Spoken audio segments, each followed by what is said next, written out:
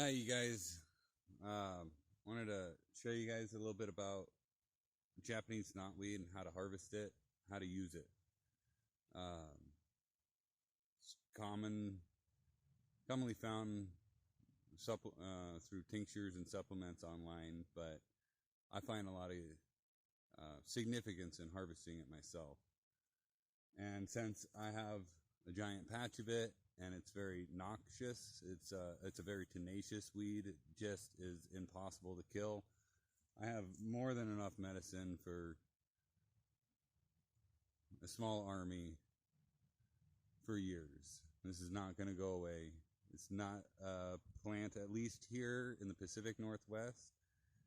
It's not something that you need to worry about harvesting sustainably. You do need to harvest thoughtfully, in the sense that contaminants. I mean, it's a plant that loves water, so if there's dirty water around, be cautious of that. If there's any kind of runoff, pollution, runoff, be cautious of that.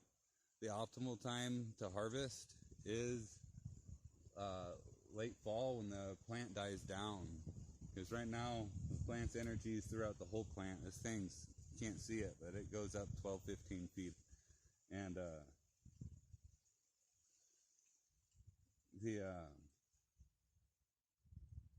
when the plant dies down, all the energy of the plant stays in the roots, and they need that. Those roots need to sustain the life of that plant until next spring, when it can get the leaves shot up again and start photosynthesizing, creating energy for itself. So there's still good stuff in the roots right now, and you can I'll show you more about that in a little bit, but pretty easy to harvest. A couple of things. So it's really good at delivering, increasing the oxygen to joints, eyes, and heart. So it really helps with arthritis quite a bit, and a handful of other situations. I'm using it for Lyme and Bartonella, which it shows that it has active compounds that combat both the bacteria, Bartonella, and Lyme, the bacteria that cause Lyme disease. So it also has culinary value. When in the springtime, when they're just little sprouts, you pick them. They're a lot like rhubarb. They're delicious. You make pies and stuff out of them. But I'll show you guys what to grab. And I don't know. Usually grows in pretty sandy, loose areas. And we're looking for chunks of root like this.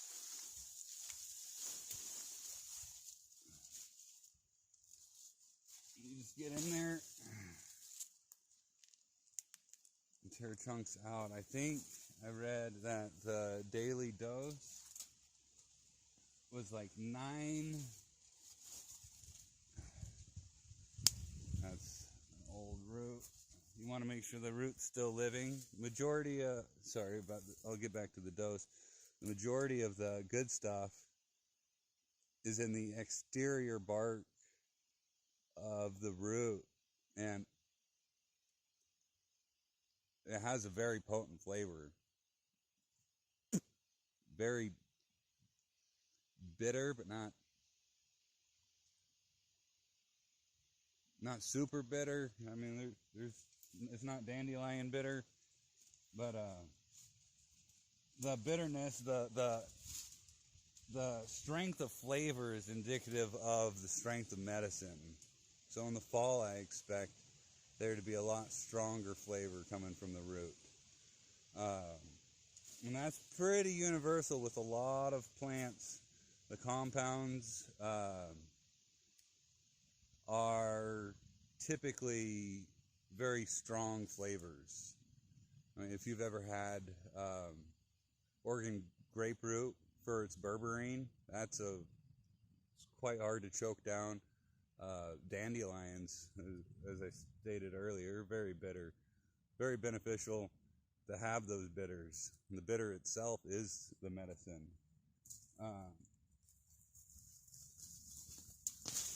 So a typical dose, 9 to 30 grams of raw root a day. You tritate up to it, so you don't just start off with that high of dose. You get your body used to it.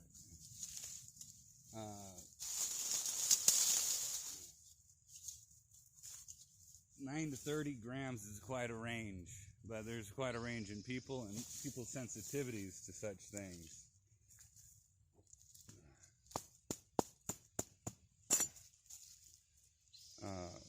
And I feel like by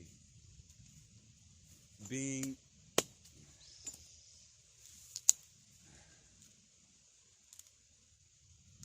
able to harvest the plant yourself, you can get a greater feeling of the plant. You can, all new medicines, your body kind of has to just get used to, kind of has to be like, all right, this is something that's going to benefit me, and your body needs to be introduced to it. Always start off medicine slow, is what I've been taught.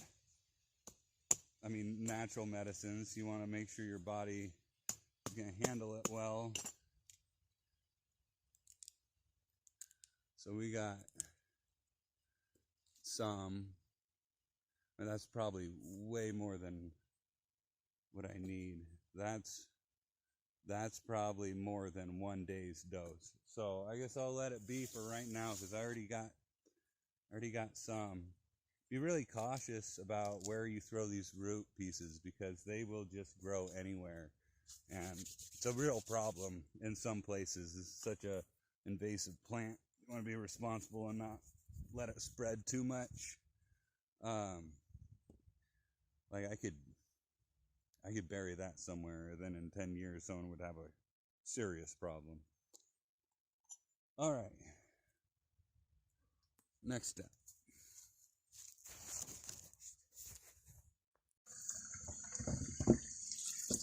Wash it. Wash all the dirt off. After washing it, we tenderize it. Now we want to, see, I already processed this one. We take a chunk. And you smash it. It's a really tough root. By smashing it,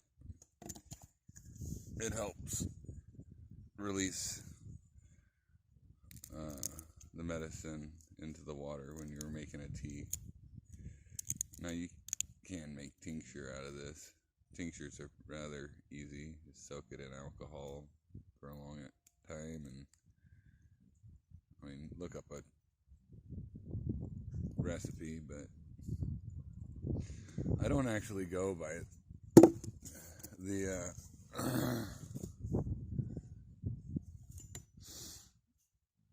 the 9 to 30 grams. I just go by what feels right. I make a big batch of it. I've been under the understanding that you want to boil it for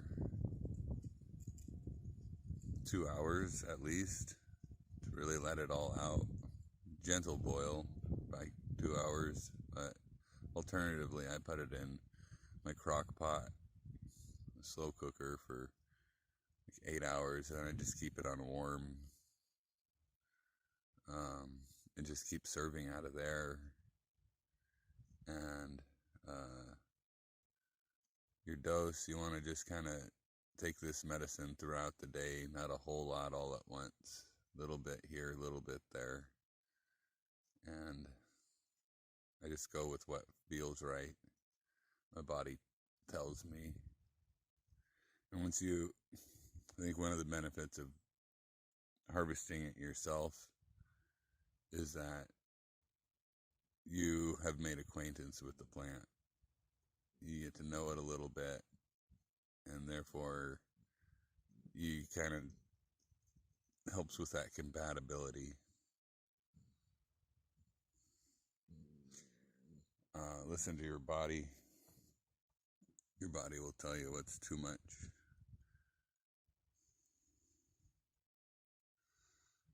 Okay, well, have a good day.